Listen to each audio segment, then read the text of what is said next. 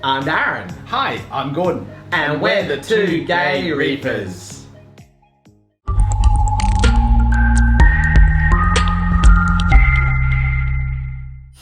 Hey Reefers, today we're doing an update on Gordon's Red Sea Reefer.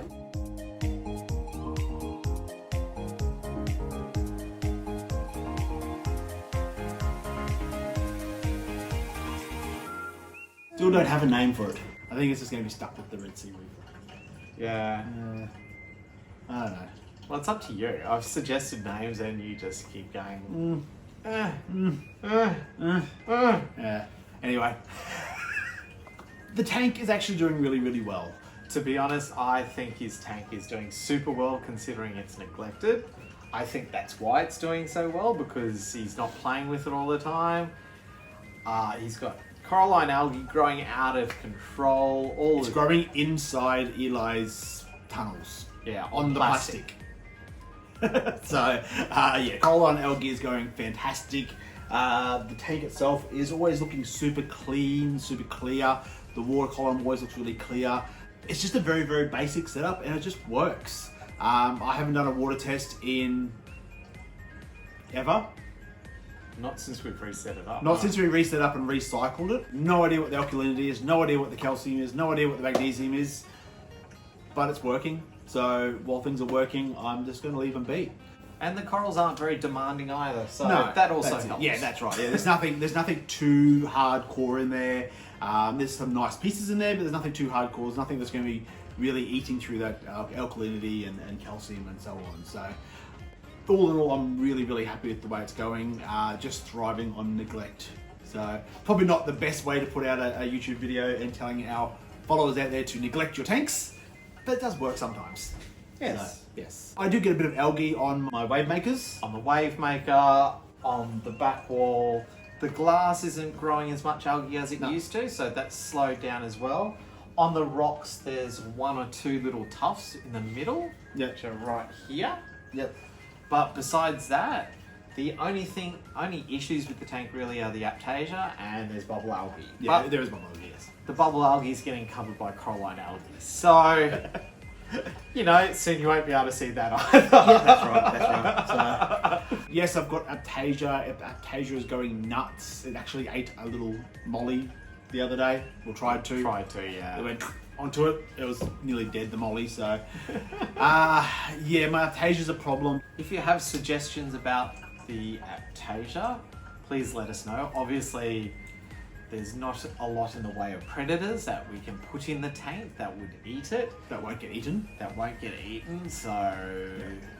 And we got to keep in mind, anything we put into the tank now, the lionfish and the eel are going to think is food, whereas anything that was already in the tank, I don't think they think is food. Yeah. Hopefully, that's my mindset. Hopefully, they are running on the same mindset. Probably not, but They are animals, so Yes. God knows. New additions to the tank. Obviously, we have Eli the eel.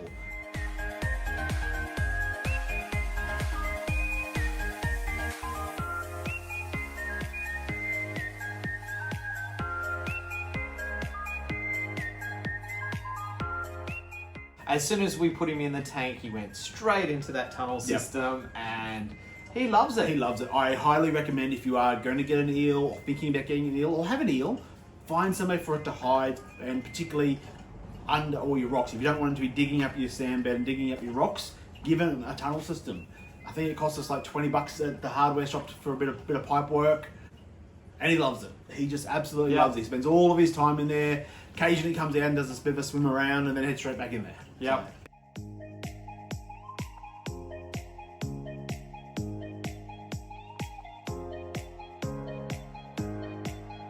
He was eating within the first day. He just loves his food.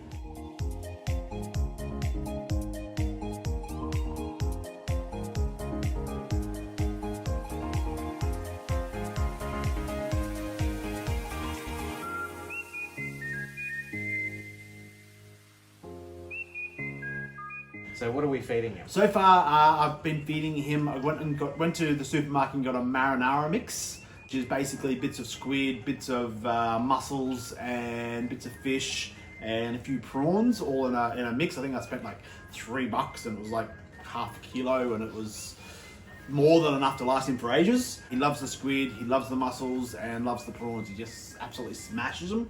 So we freeze that, don't we? we keep that in the freezer, yes, yeah. I've been told to feed him every second day, and that's what I'm sticking to. I'd love to feed him every day, but I don't want to get him too big too quickly and have to move him to another tank. Or the bio load, to be honest. Or the bio load as well. Not that we're doing testing to know what the bio load is.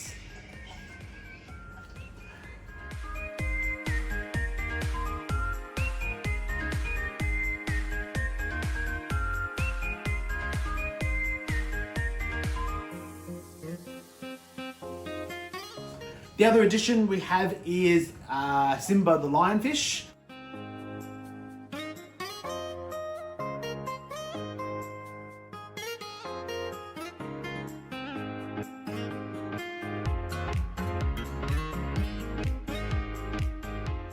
The radiata lionfish. Radiata lionfish. He's not eating yet. So it's been 2 weeks. It's been about 2 weeks. The advice we're having is don't stress. I am. But still. So we've got live food at the moment. So there's a little molly that's hanging around up there. Yep. He's acclimated to salt water and he's quite happy to swim around. Yep. Simba, I can tell, is sort of like... Interested? He's interested, but he's also settling into the tank a lot more. The last couple of days he's been on this side on the rock. Yes. So he's clinging to the rock upside down. Yeah. So he looks really happy there. Yeah. I did read after doing a bit of research on them that the first thing they do is find a comfortable spot in the tank, preferably in the rock work or under the rock work in a cave type situation. So he's sort of found himself a nice little home there, and he looks happy, he looks comfortable. He doesn't do much during the day, but he does come out and gets pretty active of a night time, so swims around, so which is always good. So.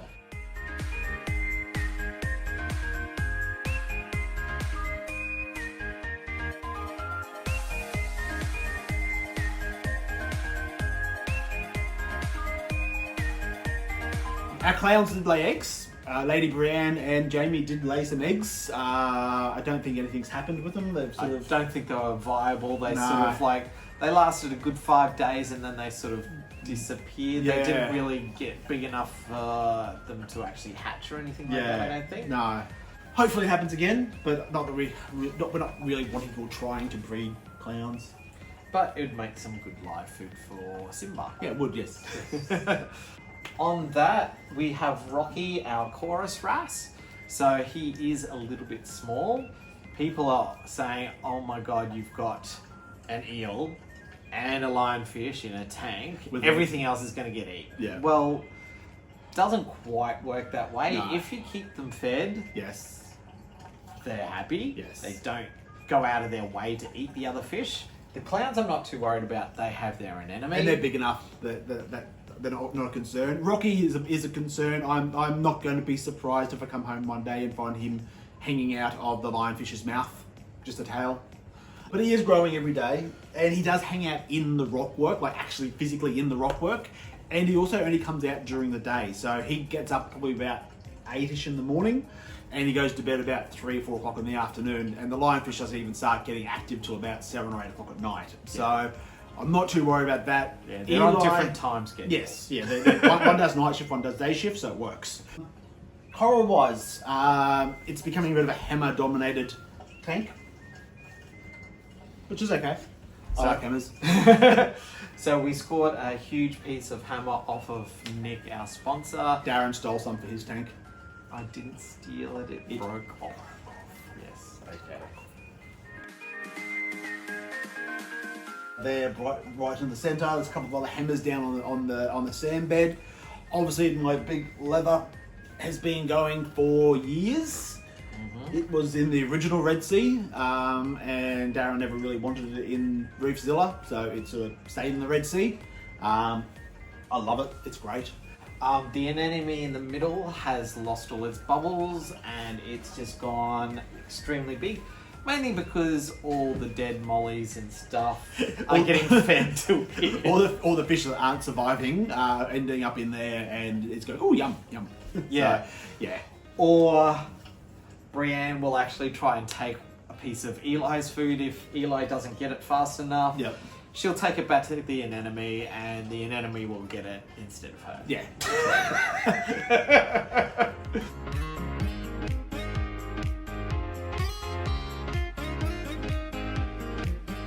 My Duncans are looking good.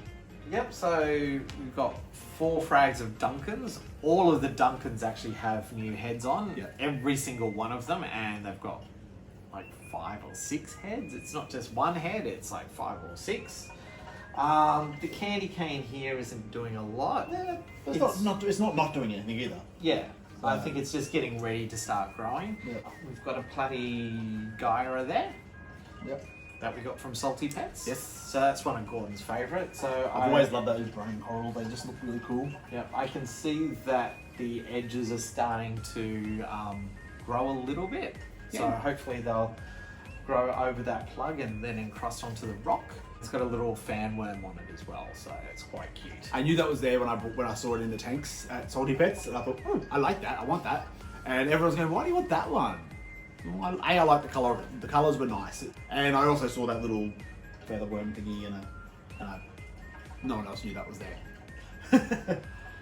Everything else is pretty much where we want it here. The only thing is with the eel, he has escaped once from through the top. Yep. We were home, luckily. We were home at the time watching TV, and I hear this thump. I'm going, what was that? And then it was a thump thump, and I'm going, oh my god. And the eel's on the floor, writhing around, and it's just like, yeah. Picked him straight up, put him back in, and he hasn't attempted it since. No. But we have weighted down the corners Yes. with books. Yeah. Just for now. Put them just, away to make this shot look a little bit better for Yeah. now. But we are waiting for Nick to speak to one of his acrylic acrylic supplies. suppliers to make little hooks. So basically what we're thinking is some sort of like hook that like sticks to the side, that's removable and hooks over just to stop it being lifted up Yep. by the eel. So one on each corner, and probably one in the middle at the front, and one on either side of the overflow, just to the weak points, Yeah. basically. So, But yeah. no, look, all in all, I'm really, really happy with the tank. It's nice to be able to sit there. I am doing a little bit more work from home, so I happen to sit on the opposite end of the dining table over there and be able to look at my tank while I'm doing the work, which is great. It's just nice to be able to relax and watch the tank. So. But it's also nice to have a tank that's just self-sufficient, don't have to worry about Yep. it, it just does its thing. Yep. And it's a nice basic tank. All there basically is a skimmer and some filter socks. Yep. But anyway, if you've got any questions, leave them down in the comments below. Otherwise, we hope you enjoyed the episode. If you did, Like, comment, and subscribe. like, comment, and subscribe. Like, comment, and subscribe. And as always, be excellent to each other and keep it salty, everyone. Bye for now. See you guys. Woo!